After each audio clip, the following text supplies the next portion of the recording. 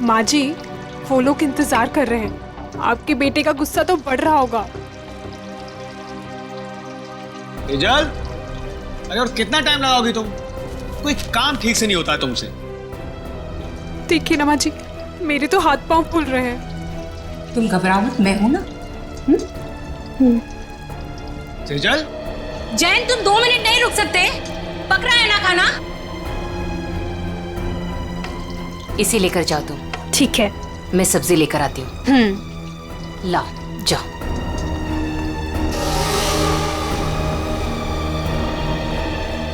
Thank God, आज खाना तो ठीक वक्त पर आ गया।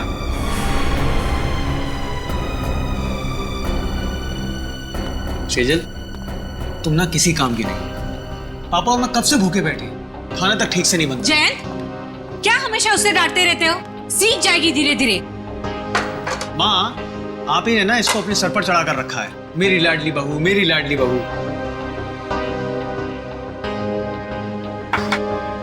घबराओ मत, मैं हूं ना।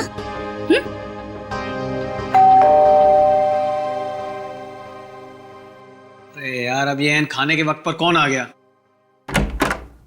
हाँ सर, ये आपका पार्सल आया है। पार्सल? जी हाँ पर भेजा किसने? सर, एक तो आपने पड़ा हुआ पार्सल लेके आया हूँ और ऊपर से मुझसे ही सवाल कर रहे हैं। तो हमने अभी तक किसी को एड्रेस नहीं दिया, तो पार्सल कैसे आ गया? अरे भाई, 4 दिन हुए हमें यहाँ पर आए हुए, पार्सल कैसे आ सकता है? अरे बेटा, पार्सल पे नाम किसका है वो तो देखो। अरे माँ, नाम ही तो सफाचट है। ये लीजिए अपना पार्सल। चाहे आप इसे रखिए, चाहे इसे फेंक दीजिए, आपकी मर्जी। और ये लीजिए, यहाँ पर साइन कर दीजिए।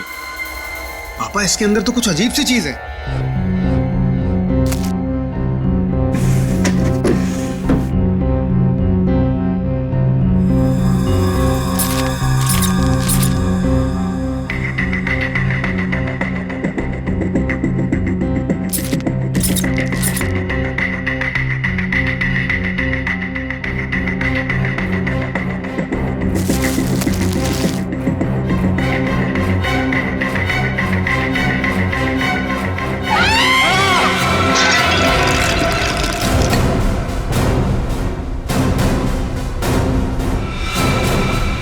ये किसने भेजा है हमारे घर ऐसा?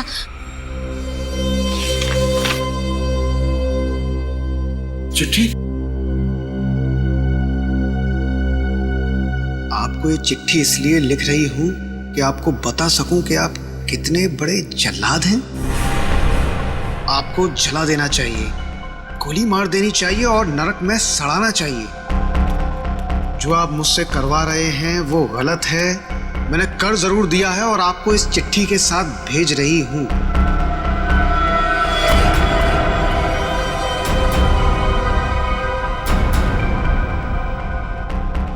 लेकिन अब बस, अब मैं आपके लिए ये घोर पाप नहीं करूंगी। मैं कुछ नहीं करूंगी। अब उसे मारना है या नहीं आप देखो। मैं अपने गांव बरोलपुर वापस जा रही हूं और आपको कभी नहीं मिलूंगी। आप बहुत ही घटिया आदमी हो और मैं अब नहीं डरती आपसे। आपकी गायत्री।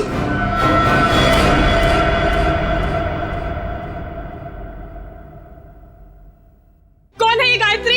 हाँ? देखो सेजल, मेरे ऊपर ये कोई गलत इल्जाम है। मैं नहीं जानता ये गायत्री कौन है। मेरे होते हुए कौन तुम्हारी गायत्री? और ये तोहफा दिया है तुम्हारी गायत्री ने तुम्हें? हाँ?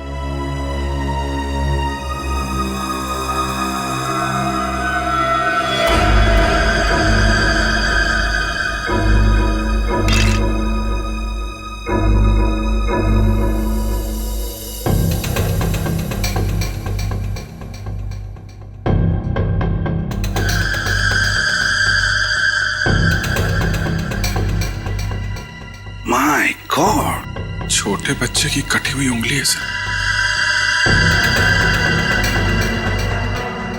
फॉर्मल्डिहाइड में रखी है, लगता है 5-6 दिन पुरानी होगी सर। उंगली काट के भेजा है, मतलब ब्लैकमेलिंग किडनैपिंग का केस लग रहा है सर।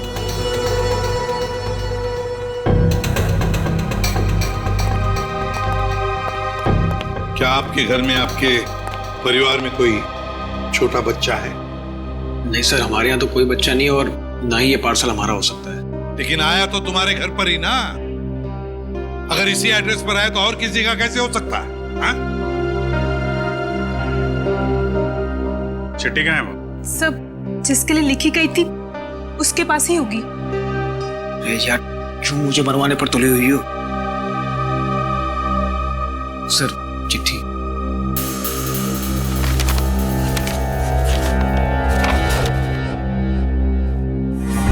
आपको चिट्ठी इसलिए लिख रहे हैं कि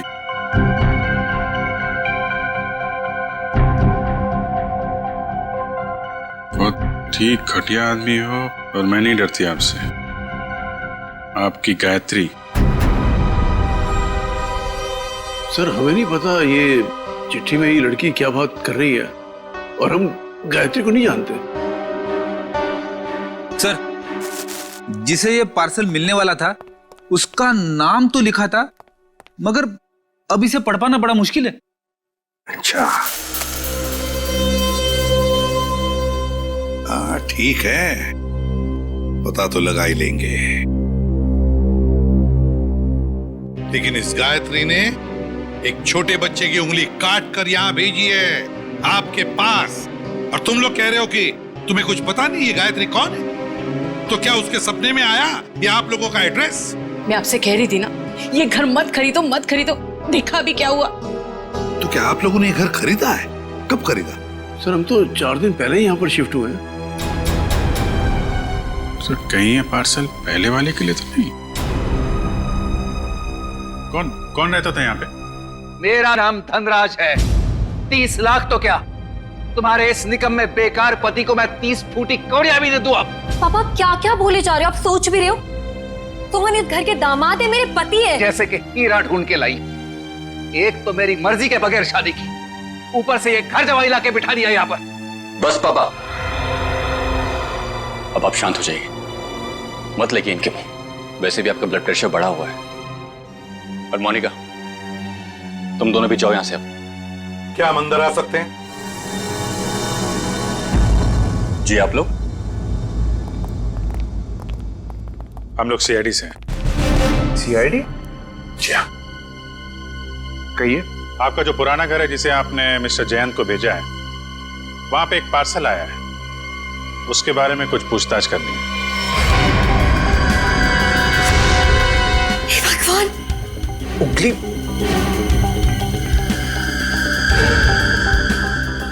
ये तो किसी बच्चे की उंगली है। जी हाँ, और इसके साथ साथ एक चिट्ठी भी है। किसी गायत्री ने लिखी है चिट्ठी।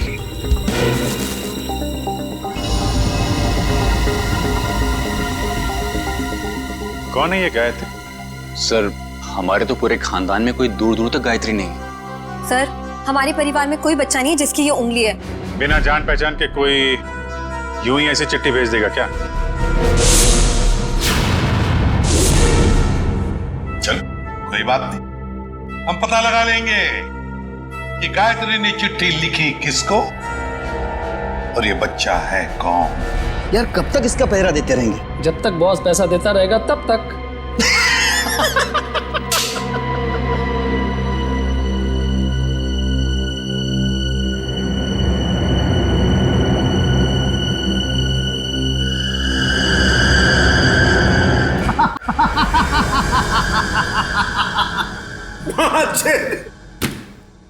कटी हुई उंगली देखकर सदमा लगा इसे।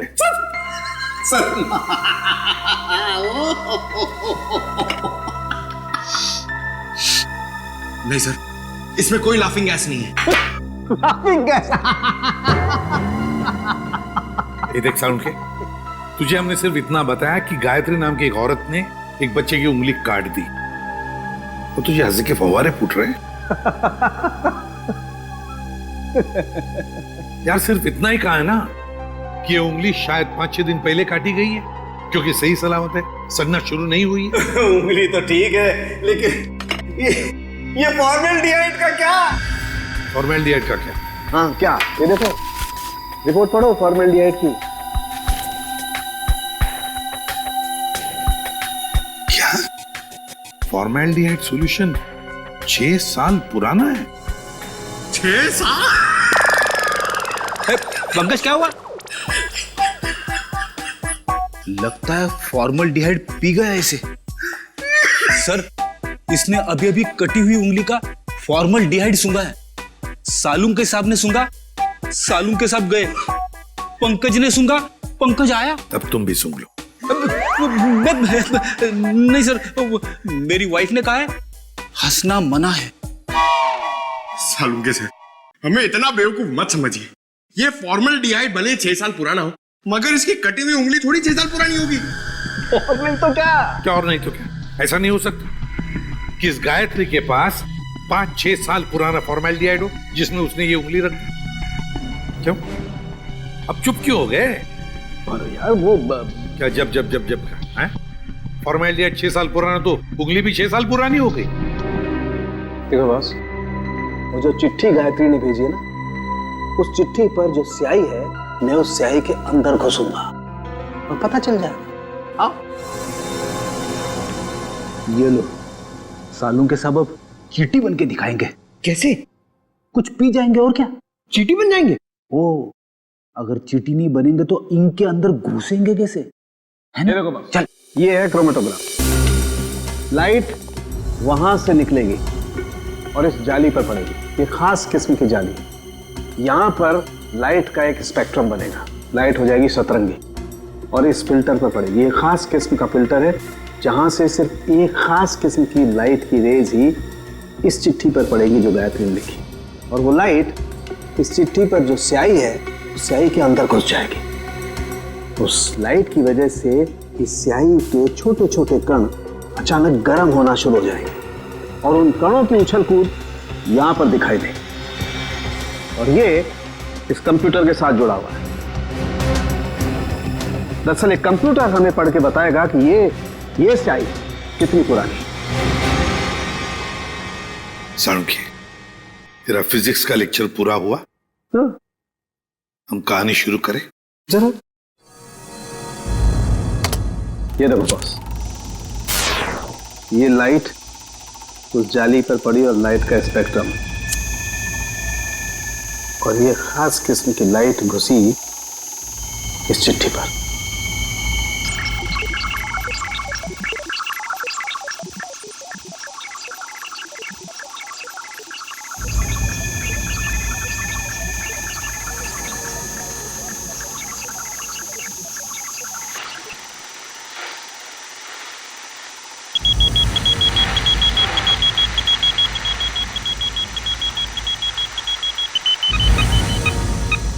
साल बस गायत्री ने चिट्ठी 6 साल पहले भेजी। गायत्री ने चिट्ठी लिखी 6 साल पहले और चिट्ठी पहुंची अब 6 साल बाद। सर, 6 साल पहले कटी हुई उंगली आज भी नहीं। सर, न जाने इन 6 सालों में इस बच्चे के साथ क्या क्या हुआ होगा। हाँ, 12-13 साल का तो हुआ होगा बच्चा। सर, इस गायत्री को हम ढूंढ निकालेंगे। गायत्री को भी और उस बच्चे को भी। बरूरपुर जाने का इंतजाम करो। हम घर तो दिखा दे रहे हैं आप लोगों को गायत्री का, लेकिन 9 साल हो गए जब वो इस बरूरपुर से गायब हुई है। गायत्री के माँ बाप किसी से उसके बारे में कोई बातचीत नहीं करते हैं। इतना तो बता सकते हैं कि अभी वो कहाँ है, किसके साथ है? मुश्किल है साहब, पति पत्नी दोनों पूरे गांव से कटे रहते हैं, किसी से कोई बातचीत नहीं। लेकिन ऐसा क्यों? पता नहीं, हम तो उनके दरवाजे पर जाएंगे नहीं, और हमको नहीं लगता है कि आप लोगों के लिए वो दरवाजा भी खोलेंगे। टेलीग्राम किसने भेजा? टेलीग्राम गायत्री ने भेजा। टेलीग्राम गायत्री ने? सरिता रुक, सुन।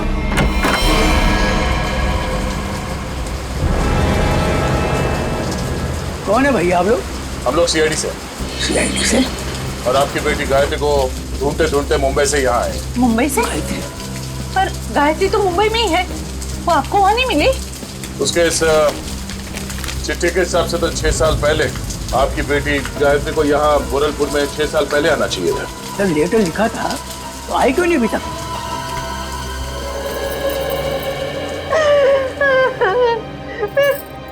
कहाँ गए मेरे बच्चे? कहाँ गए मेरे बच्चे? देखिए, आप लोगों को गायत्री के बारे में जो कुछ भी मालूम है हमें बताइए, हम उसे ढूंढ निकालेंगे। हो सकता है वो किसी परेशानी में हो। हाँ? वो मुंबई में कहाँ रहती थी? पता नहीं साहब, मेरी गायत्री 18 साल की थी तो भागे मुंबई चली गई। वो हम लोगों ने उसको मुंबई नहीं छोड़ दी। अचानक एक दिन उसने फोन किया कि उसने वहां किसी के साथ शादी कर ली। पूरे गांव के सामने हमारी इज्जत को मिट्टी में मिला दिया। ये बात है कब की? करीब 7 साल पहले की। उसके बाद आप लोगों का उनसे कोई संपर्क नहीं हुआ? एक बार उसने फोन किया था। उसने बताया कि वो बहुत बड़ी मुसीबत में फंस गई है। पर साहब, हम यहाँ से क्या कर सकते हैं? कैसी मुश्किल? पता नहीं साहब, वो खुद फोन करके ये बोलती थी, पापा मैंने आगे की परेशानी मोल ले ली है। जिसके लिए उसने ये चिट्ठी लिखी थी उसी ने मुसीबत में डाल रखा होगा उसे। किस नंबर से फोन करती थी वो आप लोगों को? किसी दुकान से फोन आता था साहब, फिर अचानक फोन आना ही बंद हो गया मेरी बेटी का। तो आप लोगों ने पता करने की कोशिश नहीं की कि उसने फोन करना बंद क्यों किया? साहब, हमने कई बार वहां फोन किया और एक दिन दुकानदार ने बताया कि वो मैडम अब यहाँ पे नहीं आती, शायद वो मोहल्ला छोड़कर चली गई। तो आपने उसे ढूंढने की कोशिश नहीं की? नहीं मैडम। अच्छा, गायत्री के पति के बारे में कुछ पता है आपको?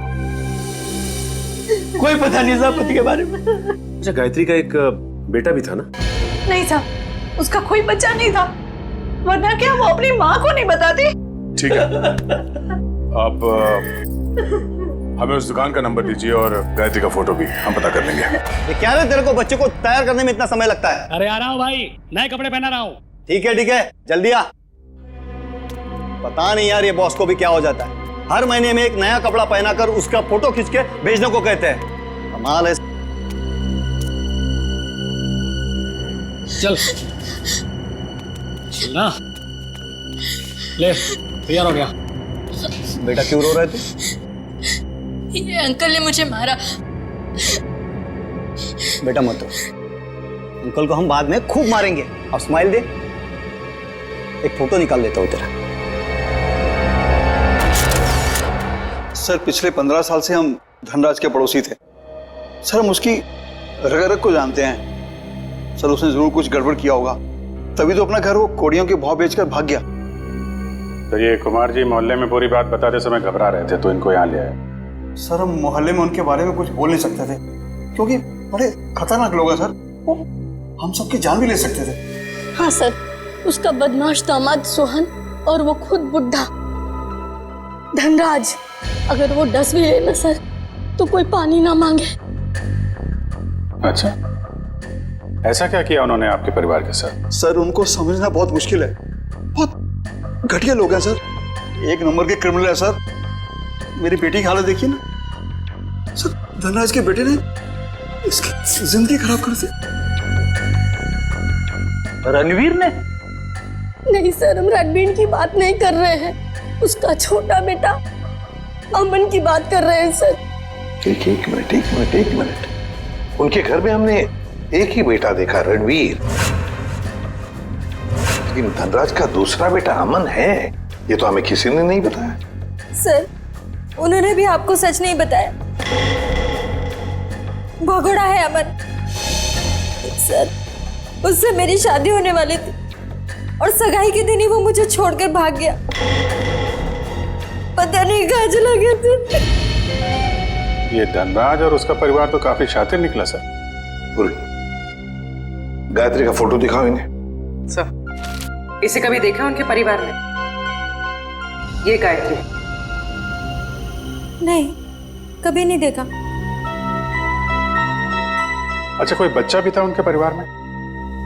नहीं सर, कभी कोई बच्चा नहीं देखा। अभिजीत, ये अमन वाली बात मुझे गड़बड़ लगती है। क्या उस अमन के बारे में और कुछ बता सकती हो तुम? हाँ सर, अमन और उसके पापा की बिल्कुल नहीं बनती थी, इसलिए वो एक गोरेगांव के रेस्टोरेंट में काम करता था, फिर पता नहीं अचानक कहाँ गायब हो गया। अभिजीत, तो गोरेगांव में जाकर पता लगाओ किस होटल में ये अमन काम करता था।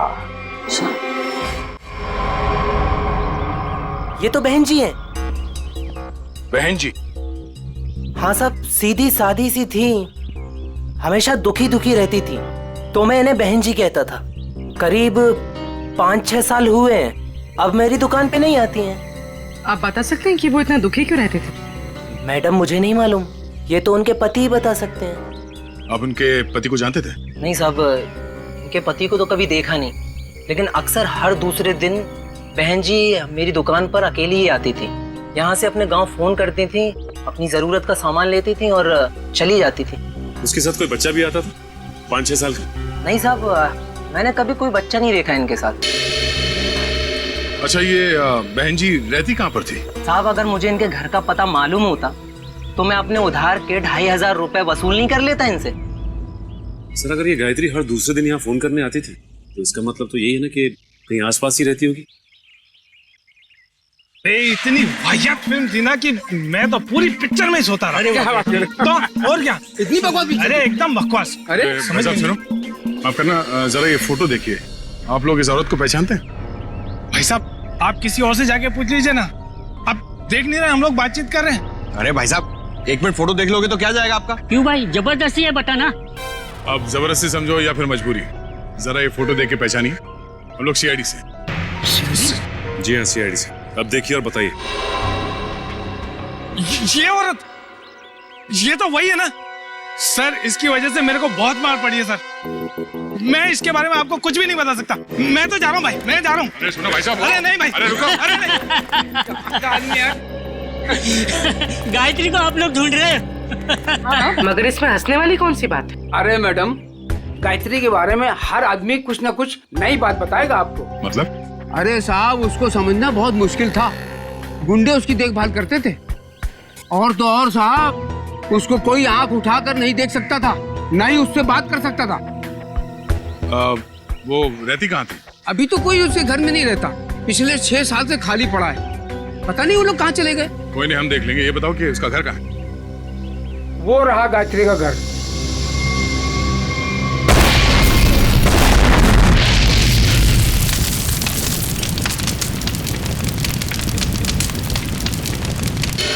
ये तो अमन साहब हैं सर। ये बहुत पहले यहाँ पर मैनेजर होते थे सर। बहुत खड़ूस थे ये, 1 सेकंड चैन से नहीं बैठने देते। अच्छा ठीक है ठीक है। उनके बारे में हमें कुछ और बता सकते हो? हाँ साहब, सुना है कि इनके पिताजी के साथ इनकी बिल्कुल नहीं बनती थी, इसीलिए वो इतने बड़े बाप की औलाद होने के बाद भी यहाँ काम करते।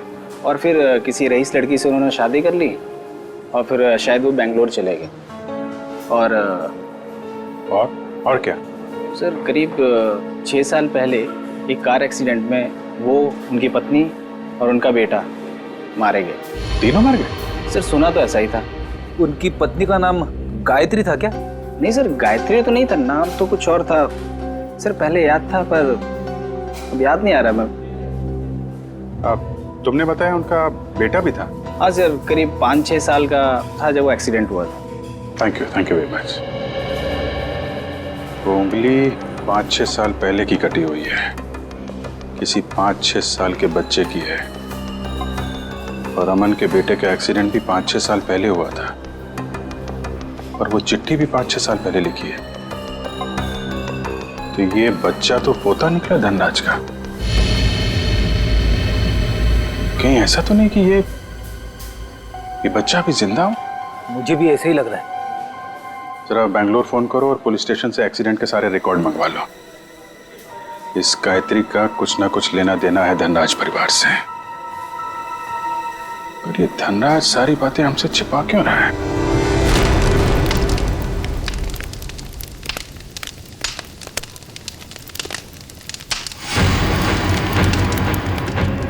क्या टाइमिंग थे? हम लोग यहाँ गायत्री के घर पहुंचने ही वाले थे कि किसी ने यहाँ पे बॉम्ब ब्लास्ट कर दिया। सर, ये ठंडे बस्ते में पड़ा हुआ मामला नहीं लगता है। लगता है बच्चा अभी भी जिंदा है और ये मुजरिम हम पे नजर रखे हुए था, इसीलिए उसे पता लग गया कि हम गायत्री के बारे में पूछताछ कर रहे हैं। हाँ, मगर ऐसी क्या चीज थी यहाँ जो मुजरिम चाहता था कि हमारे हाथ न लगे? ये घर सालों से बंद पड़ा है, गायत्री यहाँ पे रहती भी नहीं है, फिर ये धमाका करने की क्या जरूरत थी?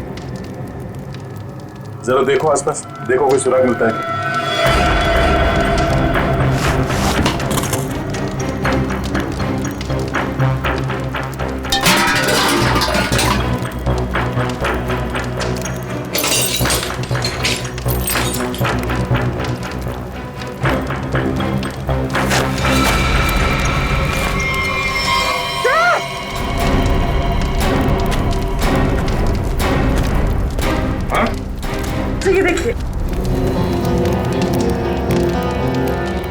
लगता है यहाँ पे किसी की लाश को गाड़ दिया गया था और उस कंकाल को नष्ट करने के लिए ब्लास्ट किया गया। तो मतलब मुझे नहीं चाहता था कि कंकाल हमारे हाथ लगे। एक काम करो, ये जितनी भी हड्डियां सब उठा लो और लाश की खोपड़ी भी ढूंढो, यहीं कहीं होनी चाहिए आसपास।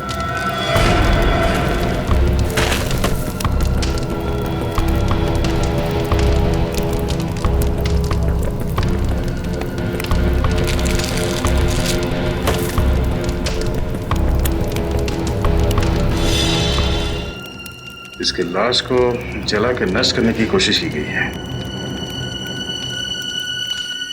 तू एक एक हड्डी निकालते रहे ना, हम यहाँ खड़े खड़े भजन करते हैं। हाँ?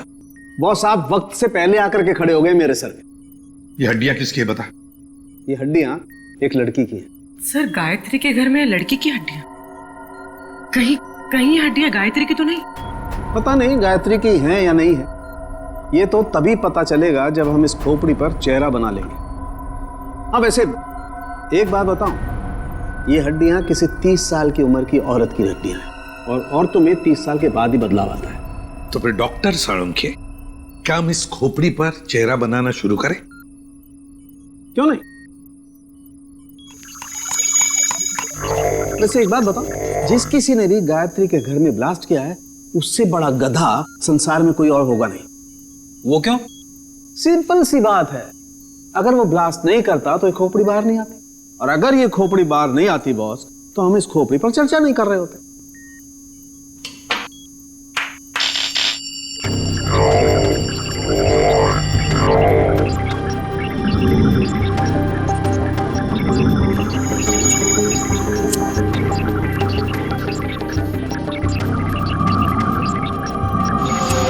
जैसे इसको थोड़ा वक्त लगेगा बॉस, कंप्यूटर को हर काम सोच समझ के करना पड़ता है, कहीं चेहरा गलत ना बन जाए।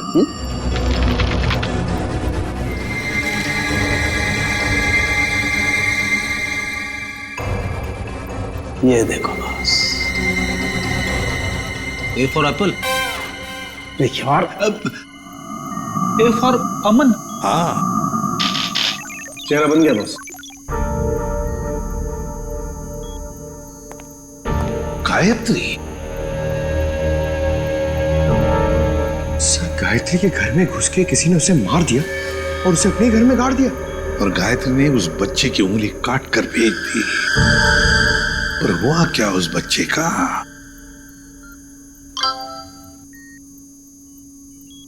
सर बैंगलोर पुलिस ने एक मेल भेजा है, लिखा है कि 6 साल पहले अमन अपनी वाइफ के साथ कहीं जा रहा था, कार पहाड़ से नीचे गिर गई और कार में आग लग गई। हाँ मगर इस फोटो में बच्चा भी है। पर सर मेल में तो बच्चे का कोई जिक्र ही नहीं है। इसका एक ही मतलब हो सकता है कि बच्चा जिंदा है। सर बच्चे ने गले में चेन भी पहनी हुई है। और सर वही वाली चेन है, A for apple. A for Aman. पर सर अमन के बेटे की चेन गायत्री की लाश के पास मिली। अमन और उसके पत्नी की गाड़ी का एक्सीडेंट हो गया 6 साल पहले। गायत्री ने उनके बच्चे को पकड़ लिया, उसी की उंगली काट कर भेज दी। पर अब तो गायत्री ही नहीं रही, तो फिर वो बच्चा कहां गया? उस बच्चे को ढूंढना होगा, बचाना होगा, और इस धनराज की गर्दन पकड़नी होगी। बस बबलू ने एक निवाला खा लिया ना, तो हमारा काम हो जाएगा।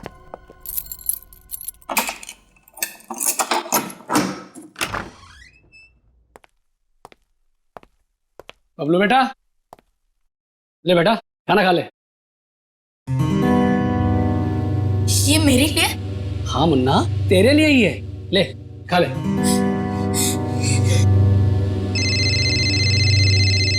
बॉस?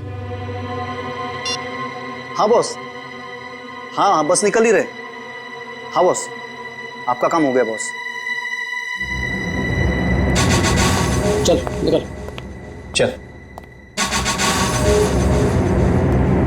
धनराज जी, क्या कह रहे थे आप लोग? कि आपको उंगली के बारे में कुछ पता नहीं, गायत्री कौन है किसी को कुछ नहीं मालूम, आपके पूरे परिवार में कोई बच्चा है ही नहीं, तो फिर क्या ये झूठ पे झूठ बोलते रहे आप। आपको मालूम था वो उंगली किस बच्चे की है? आप जानते थे गायत्री ने एड्रेस लिखने में कोई गलती नहीं की। आपने ये बताना जरूरी नहीं समझा कि आपका एक और बेटा था, अमन, जिसका एक 5-6 साल का बच्चा है? क्यों?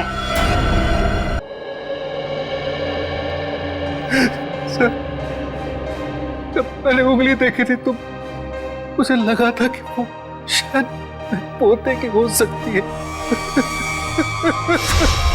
सर बचा लीजिए उसे, सर बचा लीजिए, सर प्लीज बचा लीजिए उसे।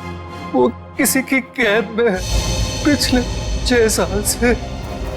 उसने कहा है कि जब तक मैं उसे पैसे देते रहूं तब तक वो उसे जिंदा रखेगा। सर, उसने मुझे धमकी दी है कि अगर मैं किसी को बताऊं तो मेरे बबलू को मार देगा। पापा, अमन का बेटा जिंदा है और आपने हमें भी नहीं बताया। मैं नाराज था अमन से।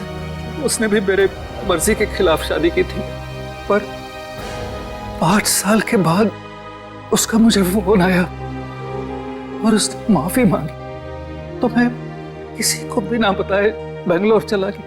फिर पोते बबलू को गले लगाया, उनको घर वापस आने को कहकर मैं वापस आ गया। मुझे क्या पता था कि वहां से आते आते उनका एक्सीडेंट हो जाएगा। लेकिन बबलू उस एक्सीडेंट में बच गया, है ना? मुझे लगा था कि उन दोनों के साथ बबलू भी नहीं रहा, पर एक दिन किसी आदमी का मुझे फोन आया।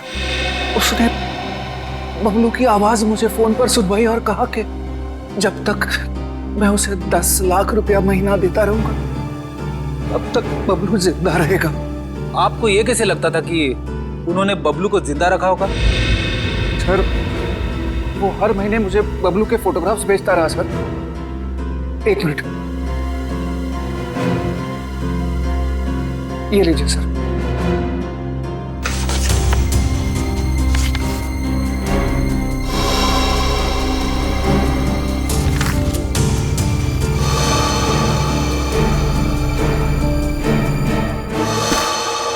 आपने उस किडनैपर का फोन नंबर तो नोट किया होगा ना? नहीं सर, वो हर बार अलग अलग नंबर से फोन करता रहा। अब तक एक भी बार नंबर रिपीट नहीं हुआ सर। धनराज जी, ये किडनैपर तुम्हारे साथ पैसे का खेल खेलता रहेगा, झूठी उम्मीद दिलाता ही रहेगा। लेकिन अब ज्यादा दिन उसका ये खेल हम नहीं चलने देंगे। नहीं चलेगा उसका ये खेल।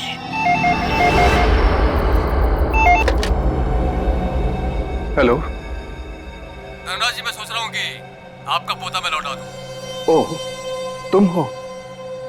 भगवान तुम्हारा भला करे। प्लीज मेरे पोते को लौटा दो। हम भगवान के भरोसे पे नहीं रहते। तुम हमारा भला करोगे और हम तुम्हारा। हाँ हाँ, मैं हमेशा की तरह पैसे लेके आऊंगा। बोलो कहाँ आना है? अभी आता हूँ। नहीं, अभी नहीं, कल सुबह ठीक 7 बजे कल्लू गैरेज, और इस बार 10 करोड़ लेकर आना। 10 करोड़? हाँ, 10 करोड़। पर इतने सारे कैश पैसे मैं कहाँ से ले आऊंगा? इसीलिए तो 12 घंटे का समय दे रहा हूँ ना। और सुनो, कोई चालाकी नहीं, वरना अपने पोते से हमेशा के लिए हाथ धो बैठोगे। नहीं नहीं, प्लीज कुछ भी मत करना मेरे पोते को। मैं पहुंच जाऊंगा, 7 बजे के पहले ही पहुंच जाऊंगा। Hello hello hello.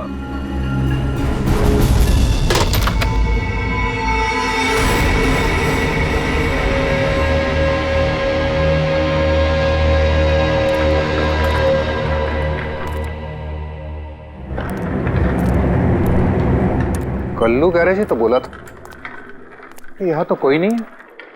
Hello hello, कोई है? पापा, रणवीर, रणवीर तुम यहाँ क्यों आए? पापा, मैं आपको किडनैपर से अकेले मिलने कैसे आने देता? रणवीर, तुम्हें पता है उसने कहा था कि मैं अकेला ही यहाँ। अगर उसने तुम्हें देख लिया तो वो बबलू को कुछ भी कर सकता है। रणवीर जाओ, भागो, तुम भागो।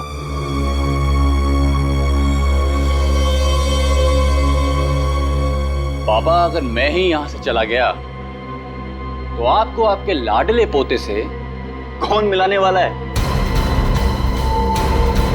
क्या? तुम? जी हाँ, मैं ही आपके पोते को 6 साल से पाल रहा हूँ। क्या कह रहे हो रणवीर? तुम ऐसे कैसे कर सकते हो? मैं तुम्हें... अरे पापा, आराम से, शांति, नहीं तो ब्लड प्रेशर हाई हो जाएगा। आपका पोता बिल्कुल ठीक ठाक है। ले आओ रे।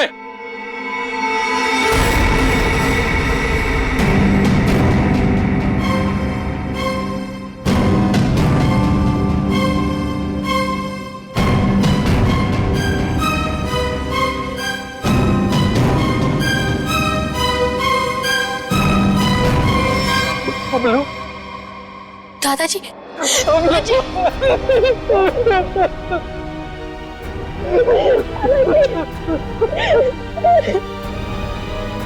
मैं आ गया हूं, तुम्हें कोई कुछ नहीं करेगा।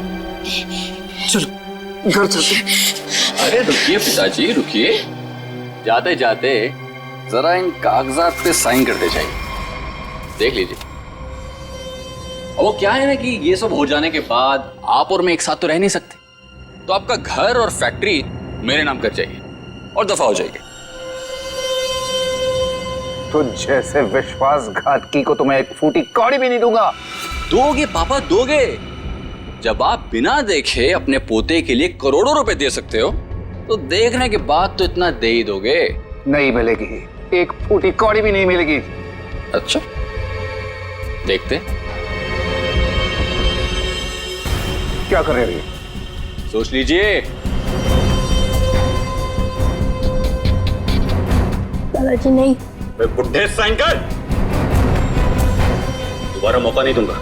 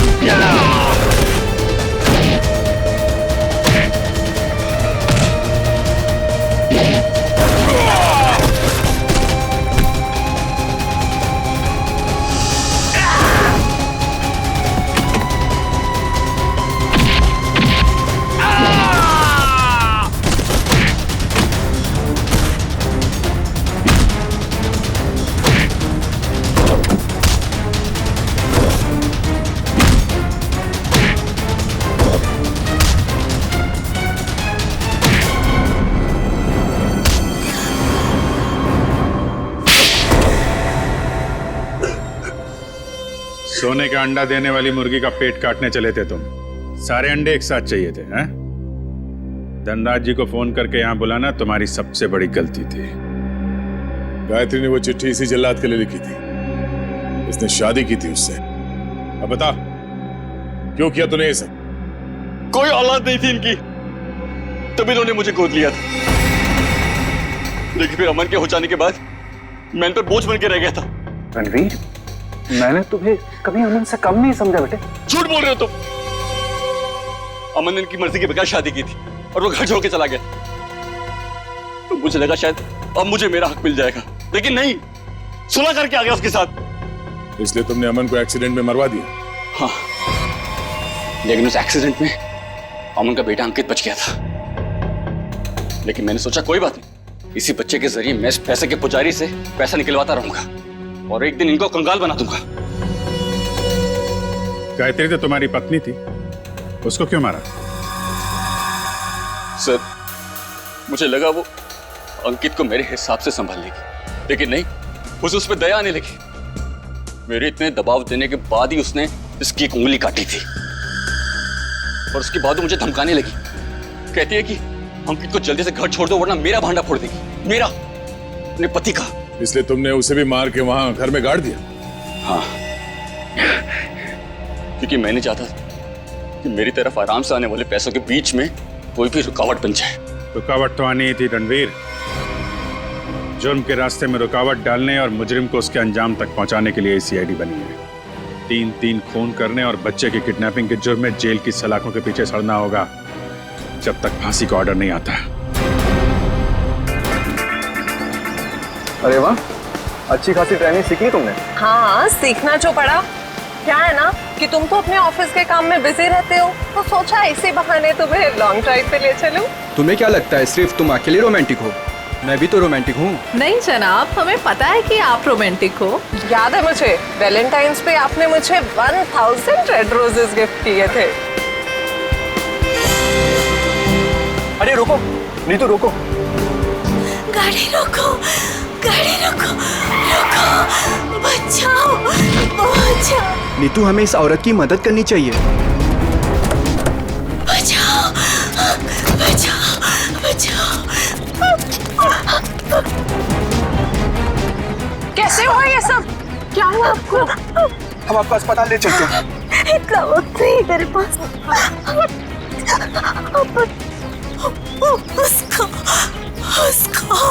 उसको बचाई। उसको किसको? हाँ, बोलने की कोशिश करो।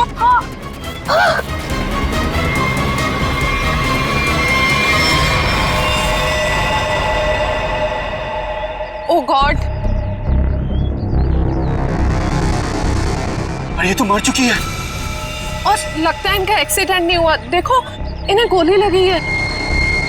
हाँ, लगता है सीआईडी को बुलाना पड़ेगा।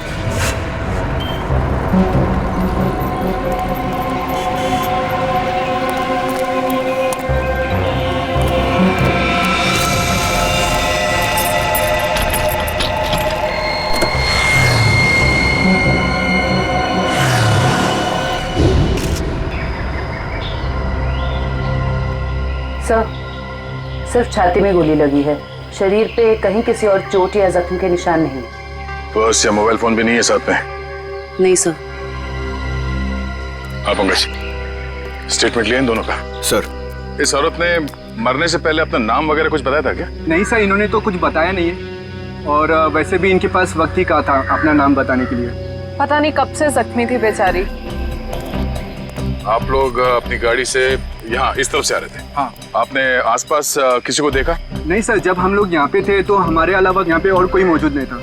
हमने पूछा भी ये सब कैसे हुआ, पर वो तो किसी को बचाने की गुहार कर रही थी। न जाने कोई है जिसकी जिंदगी खतरे में है। ये तो वहाँ जाने के बाद ही पता चलेगा जहाँ पे इस औरत पे हमला हुआ है। निखिल सर, यहाँ आसपास में चेक कर। सर,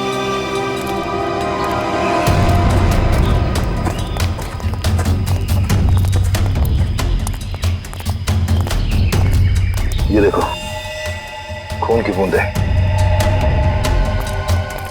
सर, इसका मतलब उस औरत को यहीं कहीं गोली मारी गई है। हो सकता है, लो आगे देखते हैं।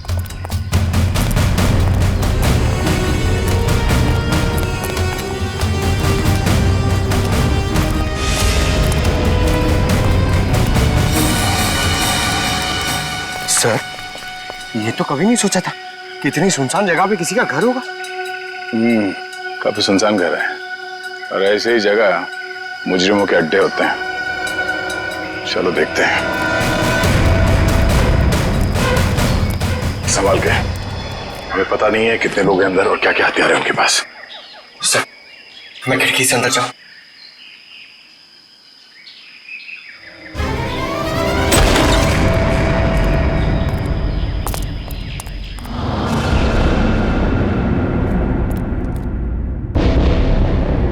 सर, यहाँ तो कोई भी नहीं है। लगता है भाग गया। जरा देखो इधर की तलाशी, शायद कोई सुराग छोड़ गए हो। सर, वहां पे ऐसा कुछ भी नहीं मिला। ओके,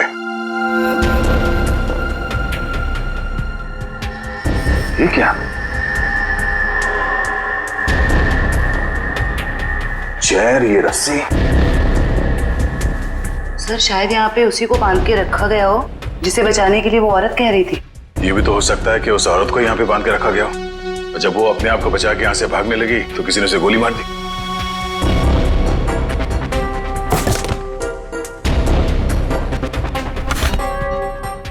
सर ये देखिए, बच्चे का जूता मिला सर। बच्चे का जूता? कहीं कोई बच्चा मुसीबत में तो नहीं है? सर कहीं ये बच्चा उसी औरत का तो नहीं? हो सकता है। इस बच्चे को बचाना होगा, उसे कुछ नहीं होना चाहिए। चलो।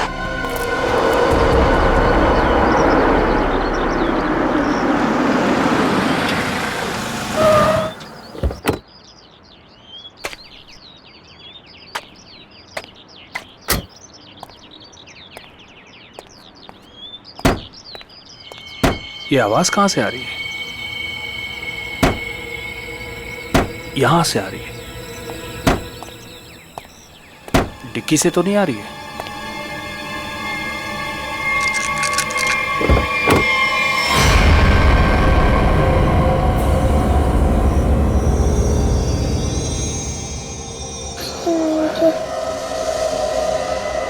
सीआईडी? सर इस लड़की की पूरी कुंडली मिल गई। उस लड़की का नाम काम्या है और वो पुरानी मुजरिम है। बड़ी बड़ी गैंग का साथ दिया इसने लूटपाट करने में। सर 2 महीने के लिए जेल में थी, फिर जमानत पे रिहा हुई, अभी फरार। सर अगर ये खुद मुजरिम थी तो इसे किसी दूसरे मुजरिम ने गोली क्यों मारी? कोई भी वजह हो सकती है फ्रेडी। हो सकता है इसने धोखा दे दिया हो तो गैंग वालों ने इसका बदला ले लिया, या फिर इसके अंदर का अच्छा इंसान जाग उठा तो सोचा विक्टिम को मदद कर ले। मरने से पहले कह रही थी ना किसी को बचाना है। आपको चॉकलेट पसंद है ना? बेटा एक बात बताओ, तुम कहाँ रहती हो? श्यामनगर। श्यामनगर में कहाँ पे? मुझे नहीं पता। चलो कोई बात नहीं, मगर तुम्हारे घर में और क्या क्या है? एक बड़ा सा स्विमिंग पूल। ओह स्विमिंग पूल है। अच्छा बेटा एक बात बताओ, आप गायब कैसे हो गए? जब हम स्कूल बस से उतर रही थी तब एक बुरे अंकल ने मुझे उठा लिया। कहाँ ले गया तुम्हें? और एक डरावने से घर में ले गए जो जंगल में था। इससे कहीं ये उसी घर की बात तो नहीं कर रही जहाँ पे काम्या थी? हो सकता है। अच्छा बेटा फिर आप बाहर कैसे आए वो गंदे से घर से? एक आंटी ने मेरी मदद की थी, को एक बुरे अंकल ने मार दिया। ये देखो बेटा, ये वो आंटी थी? हाँ।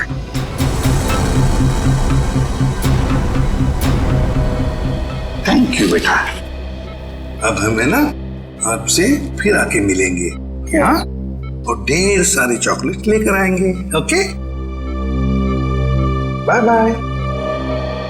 सर इसकी यूनिफॉर्म से उसकी स्कूल का पता चल जाएगा। पिंकी के स्कूल में जाते हैं, घर का पता लेते हैं। मनोहर ऑफिस के रजिस्टर में से पिंकी कुमार का एड्रेस लेकर आओ। जी सर। लेकिन पिंकी किडनैप हुई कैसे? क्योंकि आखिरी दिन तो स्कूल की बस ने उसे घर तक छोड़ा था। शायद बस से उतरने के बाद और घर पहुंचने से पहले ये हादसा हुआ होगा। पिंकी बहुत उत्सुक थी। 15 अगस्त के दिन झंडारोहण करने वाली थी वो। फिर मैंने सोचा कि वो तो नहीं आएगी, इसलिए किसी और बच्चे को ये जिम्मेदारी दे देता हूँ। नहीं, पिंकी जरूर आएगी और कल आकर तिरंगा फहराएगी, ये हमारा वादा है। सर पिंकी का एड्रेस ये लीजिए।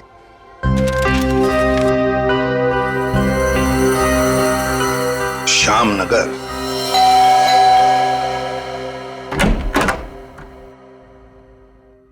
जी कहिए, क्या काम है? सीआईडी, दरवाजा खोलो। किससे मिलना है आपको? ये मिस्टर जीत का घर है ना? हाँ। दरवाजा खोलो, हमको पिंकी के बारे में कुछ बात करनी है। पिंकी साहब, मिल साहब, सीआईडी।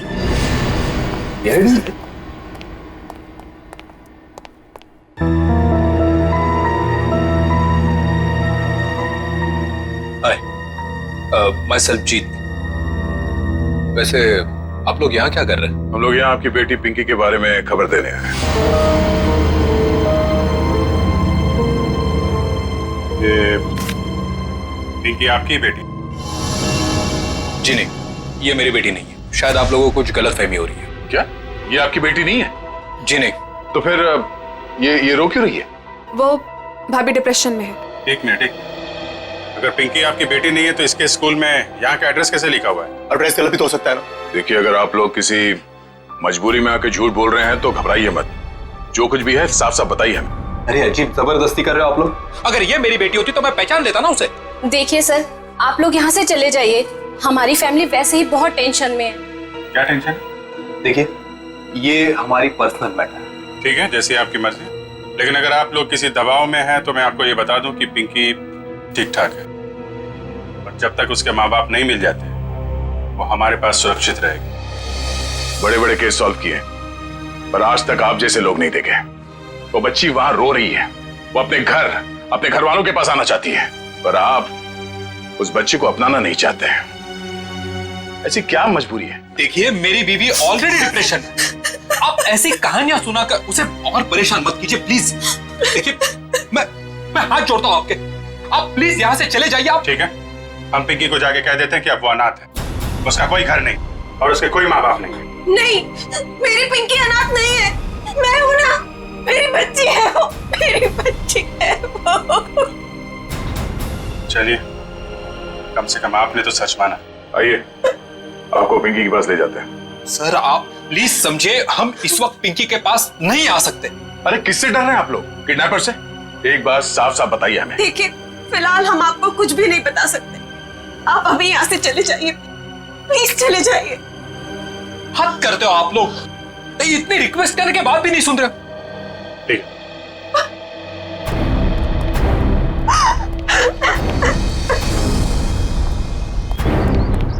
जरूर कोई बहुत बड़ी गड़बड़ है बॉस, वरना कोई भी परिवार अपने 5 साल के बच्चे के साथ ऐसा सलूक थोड़ी ना करेगा।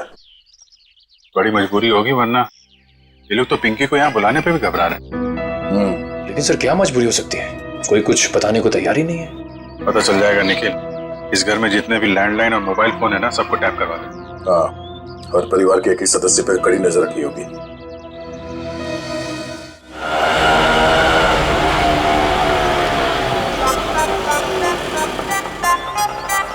हाय, ऑटो वाले भाई साहब, आप सही पते पे लेके आए हो ना? गलत जगह तो नहीं ले आए? ओ सही है मैडम जी। ओ बताओ, पैसे कितने हुए?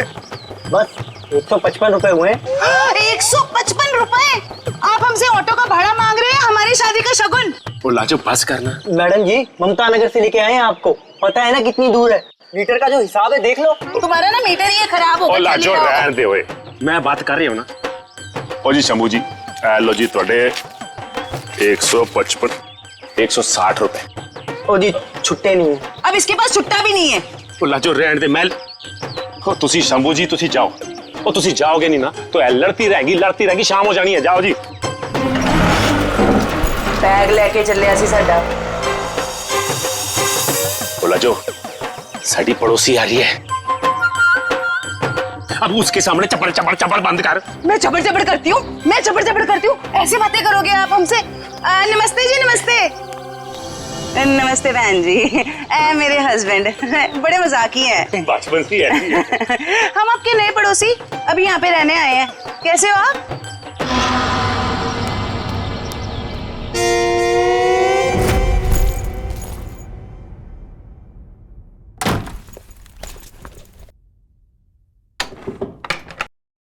सर, कहीं मैंने ज्यादा ओवर एक्टिंग तो नहीं कर दी? नहीं, ज्यादा तो नहीं, थोड़ी सी। लाजो जी, वैसे लग जाओ काम पे। इस कैमरे को ऊपर सेटअप कर देना उस तरफ। Yes sir.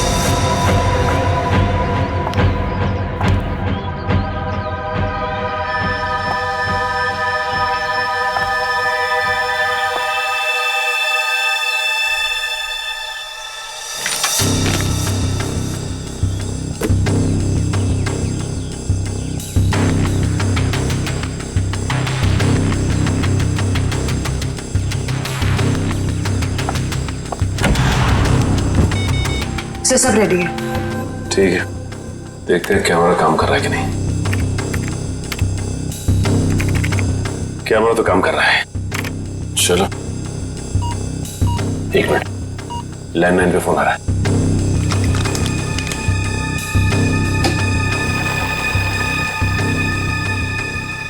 हेलो। मैंने तुम्हें शाबाशी देने के लिए फोन किया है। सीआईडी के सामने अपनी जबान बंद रखने की शाबाशी। अगर उनसे कुछ भी कह देते तो हमेशा हमेशा के लिए अपनी बेटी को खो बैठते। देखो, हम तुम्हारी बात मानेंगे, कुछ नहीं कहेंगे सीआईडी से। बस हमारी बेटी को कुछ नहीं होना चाहिए।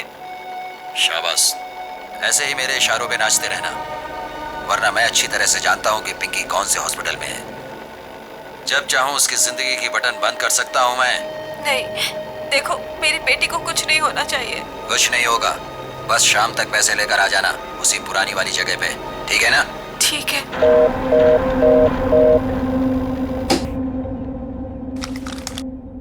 कमाल है सर, इस किडनैपर को तो सब कुछ पता है हमारे बारे में। एक काम करो, पता लगाओ ये फोन कहाँ से आया। सर तब तक मैं दया सर को इन्फॉर्म करता हूँ।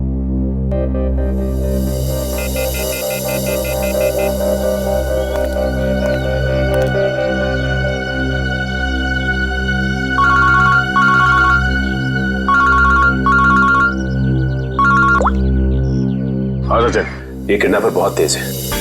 इसे ये भी पता है कि हम लोग पिंकी के घर गए थे, और ये भी जानता है कि पिंकी कौन से हॉस्पिटल में है। ओ, मतलब मुजरिम ने या तो पिंकी के घर में कोई कैमरा फिट किया है, या फिर कोई बग वगैरह लगाया होगा, या ये भी हो सकता है कि कोई सगे वाला ही मिला हुआ हो मुजरिम के साथ। ठीक है, तो मुझे अपडेट देते रहना। ठीक है? ठीक है सर।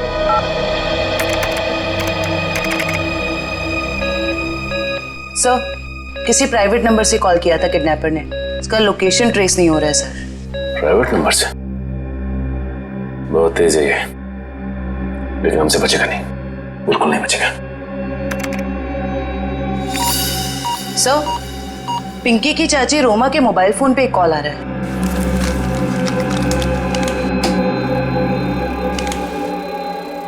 हेलो, जल्दी मिलने आओ, बाद में नहीं मिल पाऊंगा। अभी नहीं मिल सकती मैं। क्यों? यहाँ कुछ प्रॉब्लम है। शहर से बाहर जा रहा हूँ मैं, बाद में नहीं मिल पाऊंगा। ठीक है, आती हूँ। मालूम है ना कहाँ आना है? हाँ हाँ, पहुँच रही हूँ। दया सर को इन्फॉर्म करो जल्दी।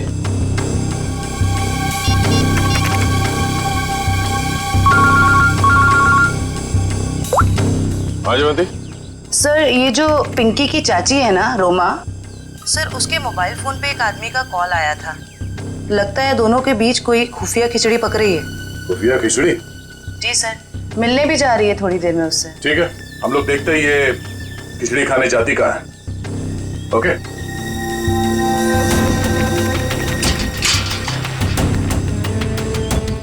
आ रही है।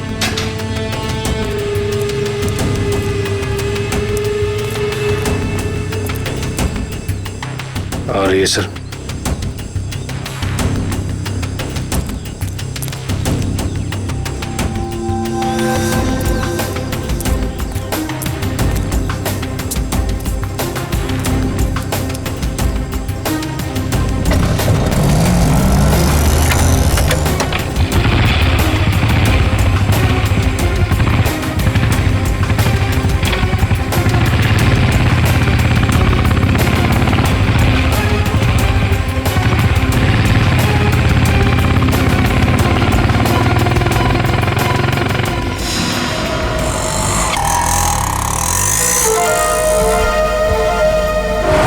से निकलते वक्त काफी परेशान लग रही थी।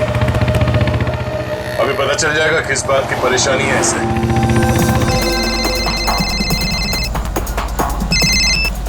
हेलो, बार बार फोन मत करो, कहाँ ना रास्ते में हूँ।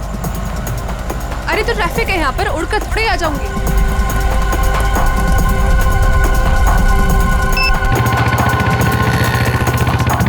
भैया थोड़ा जल्दी चलाओ। रोको रोको रोको।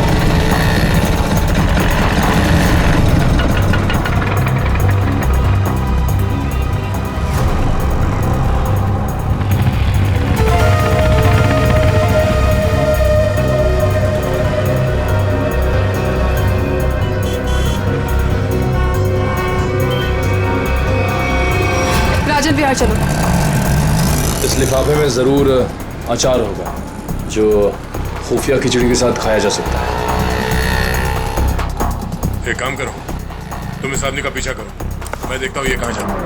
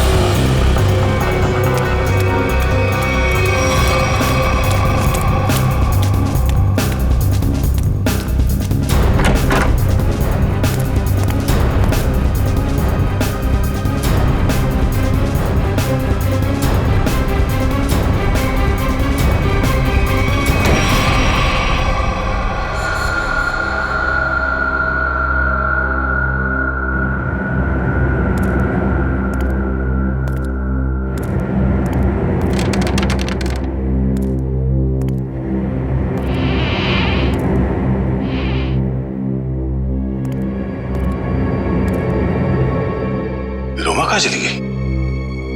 तो इस घर में काफी समय से कोई आया नहीं है।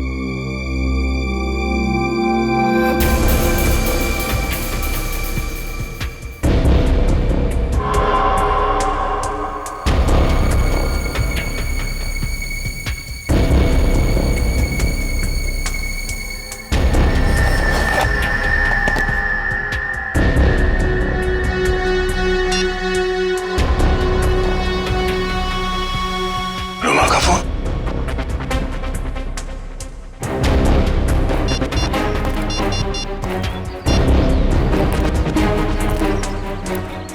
हाँ निखिल, ये रोमा पता नहीं अचानक कहाँ गायब हो गई।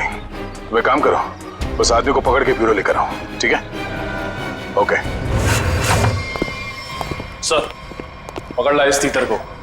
फड़फड़ा करने की बहुत कोशिश कर। मुझे क्यों लाया गया सब? रोमा से क्यों मिलने गए थे तुम? किसी से मिला गुनाह है क्या? उल्टा जवाब मत दे, जितना पूछा जाए उतना बता। रोमा ने तुझे उस पैकेट में क्या दिया था? आपको पैकेट के बारे में पता है? कहाँ है वो पैकेट?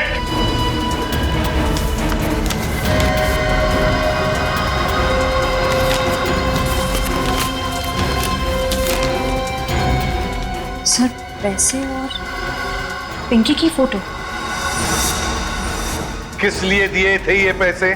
सब मुझे नहीं पता साहब। उसने मुझे बस पैकेट आगे किसी को देने के लिए बोला है साहब। सर, पिंकी की फोटो के पीछे कुछ लिखा हुआ है। माय गॉड, किल हर। मारो इसे। क्यों मारना चाहती है रोमा इसे? कहाँ है रोमा? कहाँ है रोमा? सब सच में कुछ नहीं पता सब। मैं तो बस रोमा की कंपनी में काम करता हूँ सब। क्या काम करते हो? सर चपरासी का काम। तो मैंने मुझे 500 रुपए दिया और कहा कि ये पैकेट किसी को देना है साहब। अगर मुझे पता होता कि इस पैकेट में ऐसा कुछ है तो कभी इस काम के लिए हाँ नहीं कहता साहब। तुमने फोन किया था ना रोमा को कि दोबारा तुम नहीं मिल पाओगे? हाँ साहब, गाँव जा रहा हूँ मैं राखी पे बहन से मिलने। रक्षाबंधन के लिए बहन से मिलना चाहते हो ना? तो फिर बताओ, तुमसे मिलने के बाद रोमा उस सुनसान घर में किस लिए गई थी? सब वाकई मुझे कुछ नहीं पता साहब, कुछ नहीं पता।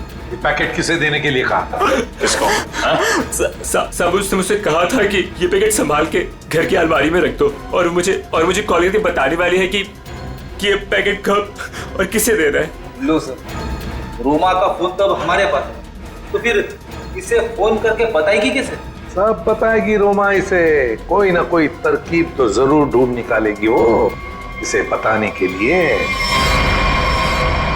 सर हो सकता है रोमा के घर वालों को पता हो कि रोमा कहाँ है। रोमा? अरे आप लोग फिर से यहाँ आ गए? अरे हम लोग आपको बता चुके हैं कि हमें आपसे बात नहीं करनी तो नहीं करनी ना भाई। सिर्फ ये बताने आए कि हमें किडनैपर के बारे में पता चल गया है और अफसोस वो हमारे हाथ आते आते रह गई। कौन है वो? छोटी, चुप रहो। मगर भैया हमें कुछ नहीं सुनना। आपको सुनना पड़ेगा क्योंकि वो आपकी बीवी रोमा ही है। आपकी हिम्मत कैसे हुई मेरी बीवी पे इतना घिनौना इल्जाम लगाते हुए? जब हमने आपको कह दिया है कि हमको कुछ नहीं सुना तो आप क्यों आ जाते हैं बार बार? हम यहाँ पर आते हैं क्योंकि हमारा काम है। यहाँ पे एक क्राइम हुआ है, एक बच्चे की किडनैपिंग हुई है और आप लोग उस बच्चे को अपनाने से इनकार करते हैं। और अब उस बच्ची की चाची वो भी अचानक गायब है। देखिए वो कहीं गायब वगैरह नहीं, समझ रहे हो ना आप लोग? अच्छा बुलाइए उन्हें, मैं बात करनी है। वो यही कहीं अपने पर्सनल काम से गई है, जब आ जाएगी तब मिल लीजिएगा। अच्छा, पर्सनल काम से बाहर गई, उसने अपना ये मोबाइल छोड़ दिया। आप मेरी बीवी का पीछा कर रहे थे? हम अपनी ड्यूटी कर रहे थे। हम सिर्फ इतना कहना चाहते हैं कि आप लोगों की चुप्पी की वजह से हमारा काम मुश्किल में पड़ गया है। अगर आप लोगों ने हमारे साथ सहयोग किया होता तो अभी तक वो मुजरिम जेल के सलाखों के पीछे होता। देखिए, आप हम लोगों से किसी भी सहयोग की उम्मीद मत रखिए। देखिए, हम यहाँ आपकी मदद करने के लिए आए हैं। देखिए हमें आपकी मदद की कोई जरूरत नहीं है, समझ रहे हो ना आप? और रही रोमा की बात, अगर वो इसमें इन्वॉल्व होगी तो भी हमें आपकी मदद की जरूरत नहीं, क्योंकि ये हमारा फैमिली मैटर है। सीआईडी का केस किसी का फैमिली मैटर नहीं होता। जरूरत पड़ी तो हम फिर आएंगे।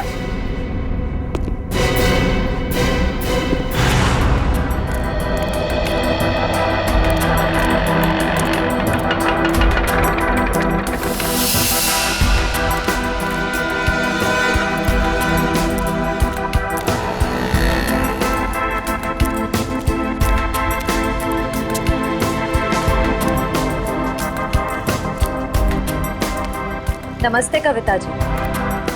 नहीं, रुकिए नहीं, चलते रहिए। हम बातें चलते चलते भी कर सकते हैं। मैं सीआईडी से हूँ, इंस्पेक्टर श्रेया। सीआईडी? फिर से? कविता जी, आपकी बेटी हॉस्पिटल में है, आप एक बार भी उससे मिलने नहीं गई। आप अपने साथ और उस बच्ची के साथ ये अन्याय कैसे कर सकती हैं? अगर हमारी बच्ची को कुछ हुआ ना तो इसके जिम्मेदार आप लोग होंगे। कविता जी, आप बेफिक्र रहिए, जब तक सीआईडी आपके साथ है आपकी बेटी पिंकी को कुछ नहीं होगा। मैं पिंकी की बात नहीं कर रही हूँ। तो फिर? निक्की की फिक्र है मुझे। निक्की कौन है?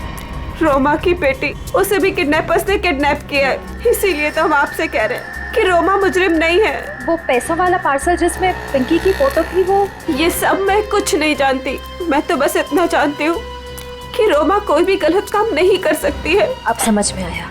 आप लोग पिंकी को पहचानने से इनकार कर रहे थे क्योंकि आप लोगों को निक्की की जान की फिक्र थी। ये बताइए कि निक्की गायब कहाँ से हुई? अपने प्ले ग्रुप से। ये प्ले ग्रुप कहाँ है? निक्की ना जो केजीडी में पढ़ती है। वैसे किडनैप होने से पहले निक्की आखिरी बार दिखी थी आपके यहाँ स्कूल में। स्कूल से किडनैप नहीं हो सकती। मुझे अच्छी तरह याद है, बुधवार को छुट्टी होने के बाद बाकी बच्चों के साथ वैन में बैठ के घर के लिए निकल गई थी। उस वैन के ड्राइवर को बुलाएंगे प्लीज। जी। हेमंत को भेजना जरा अंदर।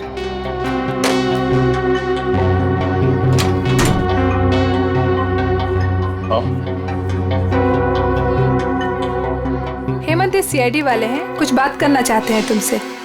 सीआईडी? लेकिन मैंने तो कुछ नहीं किया मैम। मैं घबराओ मत, सिर्फ ये बताओ, बुधवार को बाकी बच्चों के साथ निक्की को भी तुम घर छोड़ने के लिए गए थे ना? तो क्या निक्की को तुमने घर के अंदर छोड़ा, उसके घर के अंदर या बिल्डिंग की गेट पर? सर, बच्चों को सही सलामत छोड़ना तो आया का काम होता है। शायद आया नहीं छोड़ा होगा अंदर। कहाँ है आया आपकी? बुलाइए जरा। सर, वो तो गुरुवार से काम पर ही नहीं आई है। आया गुरुवार से काम पर नहीं आई? क्या नाम है उसका? शीला। उसका एड्रेस, फोन नंबर या फिर उसका फोटोग्राफ वगैरह आपके रिकॉर्ड में तो होगा? जी, एक मिनट।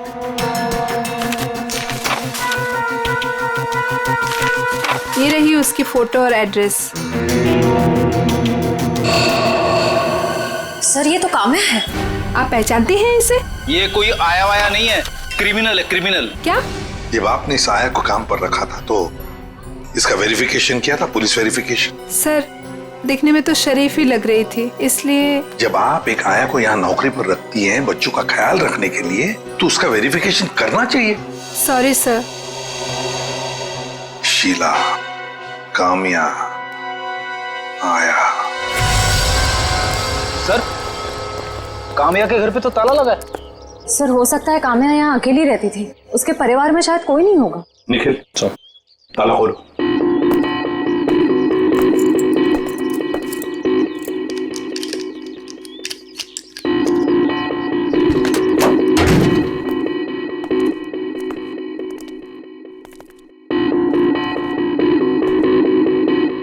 निखिल, देखो जरा लाइट का बटन कहाँ है, ऑन करो।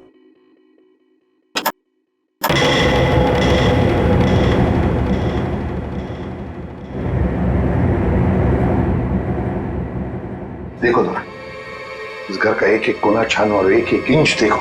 देखो, कोई ना कोई सुराग तो जरूर मिलेगा।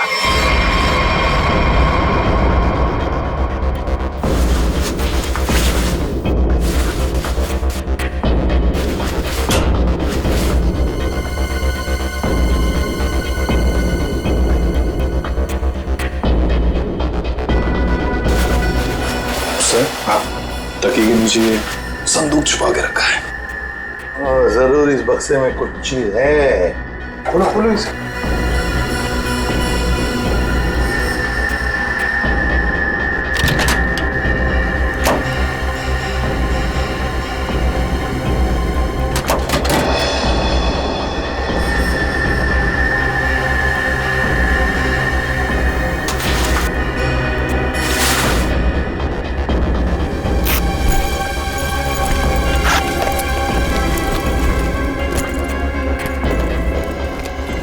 ओहो, सर, इतने सारे पैसे?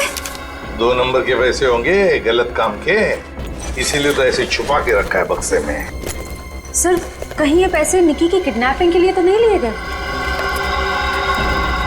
देखो जरा बक्से के अंदर और कुछ मिलता है क्या, अच्छी तरह से देखो। नहीं सर, बैग में और इस बक्से में कुछ भी नहीं है। एक मिनट ये क्या है? शायद बैग का ब्रांड हो। और भी कुछ हो सकता है फ्रेडी, फोरेंसिक से पता चल जाएगा। ले चलो बैग। असल के पता चला क्या छपा है? यार बता ना जल्दी। देख रहे हो ना, काम कर रहा हूँ ना, वही काम कर रहा हूँ, अभी बताता हूँ ना। इतनी देर से यही चल रहा है तेरा? इतनी देर से और भी बहुत सारे काम करें बॉस।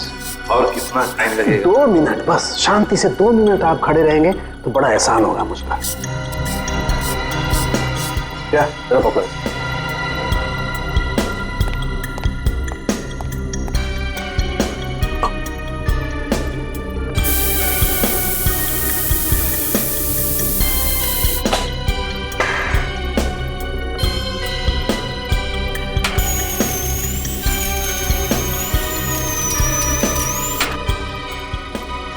बोले क्या?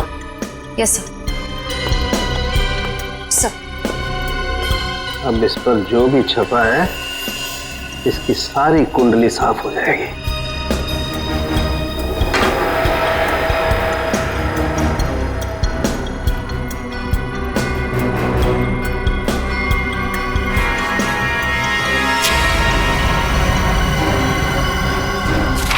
ये लो बॉस, ये है उस बैग पर कंपनी का नाम। खुश हो आप? रेडी? वो शीशा लेके आओ और उस टेबल पे रख दो।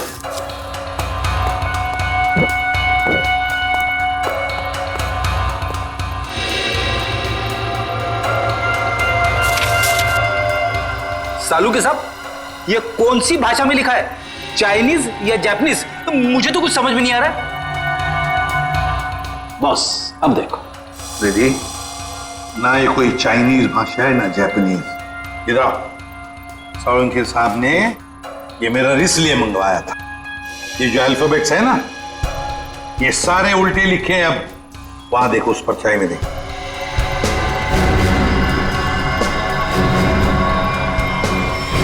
हाँ समझ में आ गया क्यों मंगवाया था मैंने मेरा। TMK academy. Sir TMK academy कोई ब्रांड नहीं हो सकता बैग का, ये जरूर किसी कॉलेज या इंस्टीट्यूशन का नाम है। TMK अकेडमी, पता लगाओ TMK अकेडमी के बारे में। ये देखिए, ये TMK अकेडमी का स्टैंड, आप ही की अकेडमी है ना TMK। और ये बैग से कटा हुआ टुकड़ा, इस बैग से, ये बैग भी आप ही के एकेडमी की है। तो जरा बताइए, ये बैग्स किस किस को दी जाती है? ये बैग्स तो एकेडमी के स्टूडेंट्स और टीचर्स को प्रोवाइड किए जाते हैं। अच्छा, तो फिर इस औरत के पास ये बैग कैसे आया? ये तो साक्षी है, कुछ दिनों पहले तक ये यहीं काम किया करती थी। क्या काम क्या करती थी साक्षी? चाय बनाना वगैरह। अच्छा, तो अगर साक्षी के पास ये बैग थी, मतलब पूरे स्टाफ को दी जाती है ये बैग? जी नहीं सर, ये एकेडमी के सिर्फ टीचर्स और स्टूडेंट्स को ही प्रोवाइड किए जाते हैं। पता नहीं इसके पास कहाँ से आ गया ये बैग। हो सकता है ऑफिस या गोडाउन में कोई एक्स्ट्रा बैग पड़ा हो। जितने स्टूडेंट्स और टीचर्स हैं उतने ही बैग मिलते हैं हमको गिनती से सर। तो फिर हो सकता है किसी स्टूडेंट ने या फिर टीचर ने बैग दी हो साक्षी को, और शायद उसी ने साक्षी के साथ जुर्म में मदद भी की। जुर्म? हाँ, बाद में बताते, पहले आप मुझे सारे टीचर्स और स्टूडेंट्स की लिस्ट दीजिए। जी सर।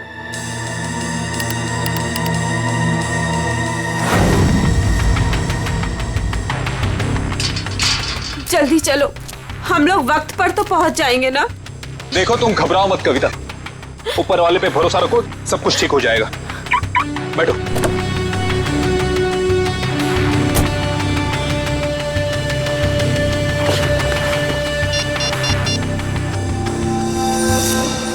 लीजिए सर।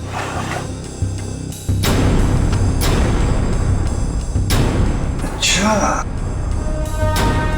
ये भी है इस लिस्ट में। अब हो गई ना कहानी दिलचस्प। अब देखते हैं।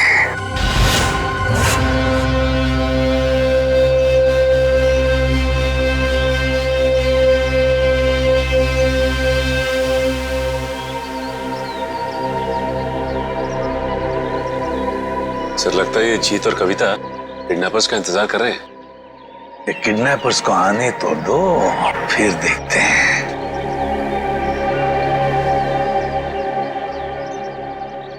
अभी तक आए क्यों नहीं ये लोग?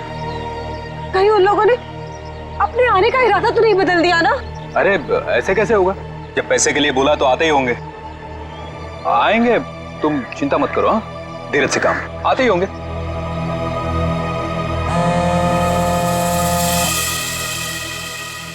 हेलो, हाँ रघु बोलो। हाँ, ओह ये बात है, ठीक है, या थैंक यू। क्या पता चला? सर एक एक्सीडेंट में मुजरिम के माँ बाप मारे गए थे और उसके जिम्मेदार पिंकी के माँ बाप हैं। अच्छा, तो इतना बड़ा प्लानिंग माँ बाप के एक्सीडेंट का बदला लेने के लिए।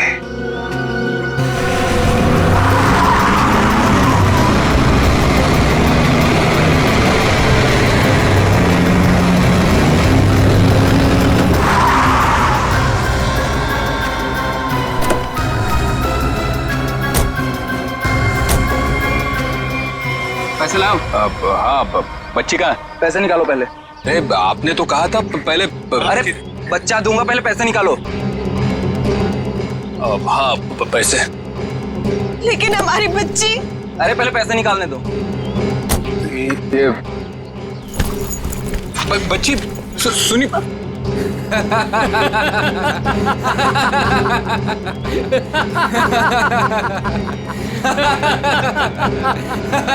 रुक।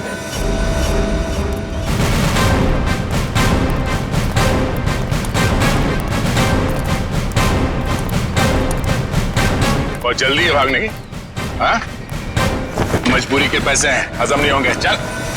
साहब माफ कर दो मैं साहब, हम लोग भाड़े के गुंडे हैं साहब। असली खिलाड़ी तो और कोई है साहब। असली खिलाड़ी कोई और है? बताया मैं असली खिलाड़ी कौन है, सिर्फ इतना बता। बच्ची कहाँ है? निक्की बॉस के पास है साहब। अच्छा एक काम कर, बॉस को फोन लगा और बोल तू ये पैसे लेके आ रहा है।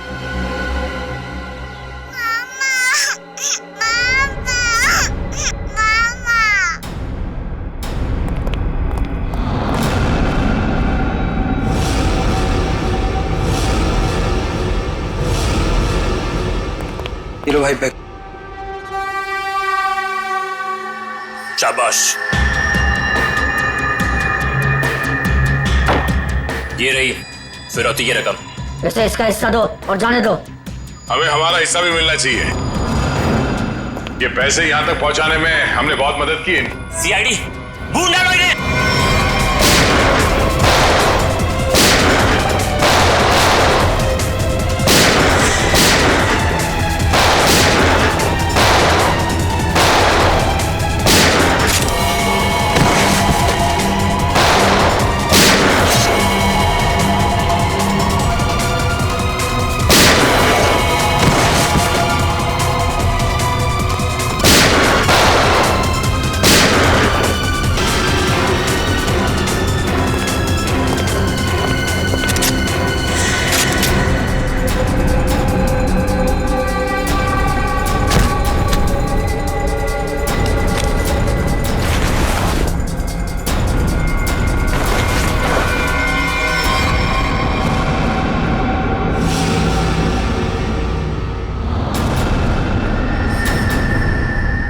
ईशा तुम?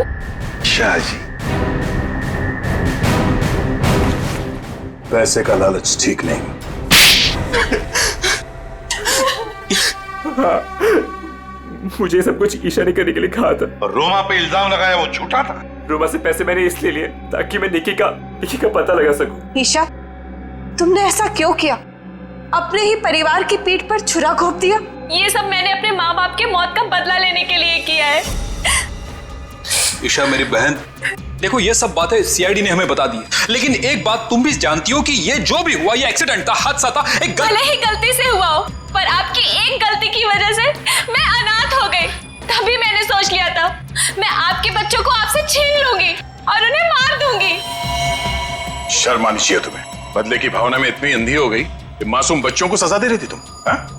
पिंकी और निक्की को किडनैप किया, उन मासूम बच्चों की जिंदगी के साथ खिलवाड़ किया तुमने, और तो कामिया का खून कर दिया। तुम्हें कानून कड़ी से कड़ी सजा देगा। फांसी होगी तुम्हें, फांसी। और अब मैं हमारे राष्ट्रीय ध्वज को फहराने के लिए बुलाना चाहूंगा हमारे स्कूल की सबसे बहादुर बच्ची पिंकी को, जो यहाँ मौत के मुंह से लड़कर वापस आई है। पिंकी हमारे स्कूल के लिए और सभी बच्चों के लिए एक बेहतरीन उदाहरण है कि किस तरह से संकट के समय में भी धीरज को ना खोया जाए, बल्कि बहादुरी और हिम्मत के साथ ऐसी परिस्थितियों का सामना किया जाए। आओ पिंकी बेटा।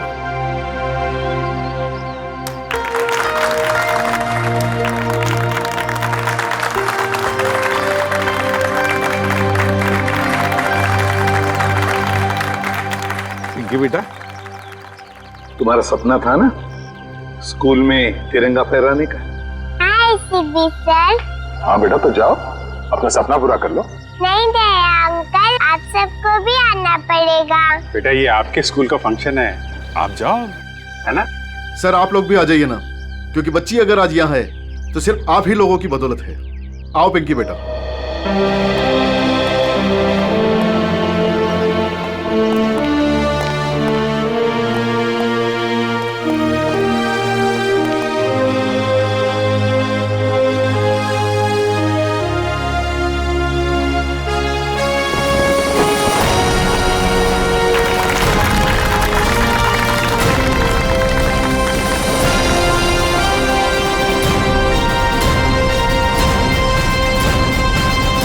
इस तरह के और भी एपिसोड देखने के लिए हमारे चैनल को सब्सक्राइब करें और बेल आइकन दबाना ना भूलें।